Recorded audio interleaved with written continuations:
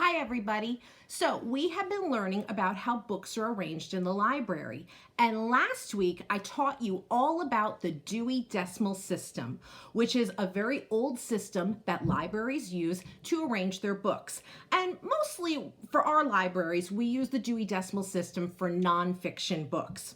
Now, this week, your activity is going to be sorting books into different classes. I found this fun little pirate activity that you guys will do.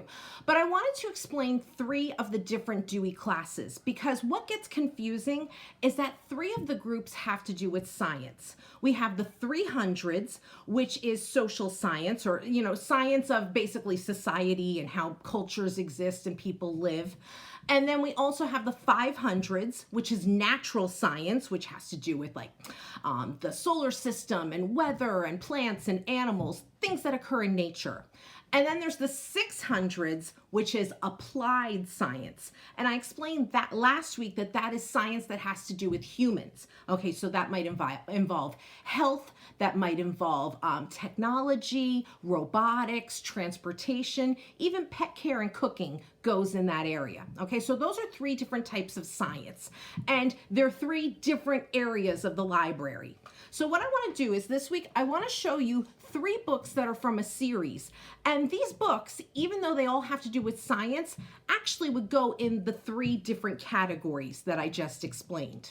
All right, so the books that I want to show you are part of this series, which is the You Wouldn't Want to Live Without series, okay? And this is a very popular series that I have at Brookside and Berkeley.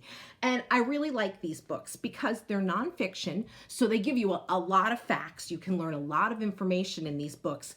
But they're done in a really fun, silly, even gross kind of way. And I'll be honest, sometimes some of the most interesting facts that we learn about are kind of the weird, gross stuff. I mean, I'm always interested in that kind of stuff. So I really like these books because they give you stuff about science and history that maybe you wouldn't normally learn about in school, okay? Now, I will say, if you're kind of squeamish, you don't like gross stuff, these might not be the best for you, okay? But like I said, they give a lot of great information.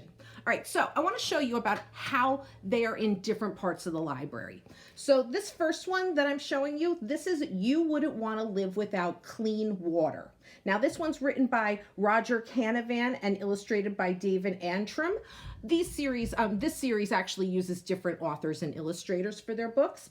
But this book is all about environmental science and clean water and taking care of water and why we as humans need clean water in our society. So this book, let me show you on the spine label, you'll see that's part of the 300s or social science. Okay, actually the call number is 363.73. I'm going to explain more about those numbers next week, but this goes with the 300s.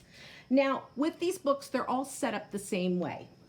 The beginning of the book always shows you a timeline having to do with the subject. So this timeline is all about water conservation. So one of the first things they have is in 200 BC, there was a medical document found in India that recommends filtering water to make it cleaner. So we see this is over 2,000 years ago.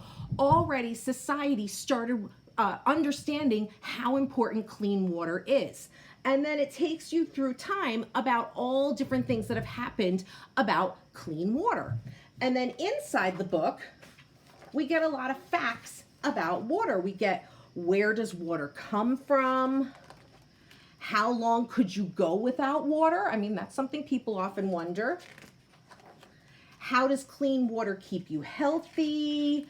And then we even get information about usage of water, how much you should use. For example, it says showering for 5 minutes instead of 10 can save about 30 gallons of water.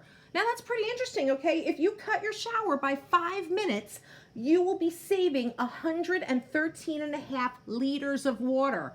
That's a pretty good fact to know. All right, so like I said, these books are full of really cool facts, but this one goes in the 300s because it's about social or environmental science, okay?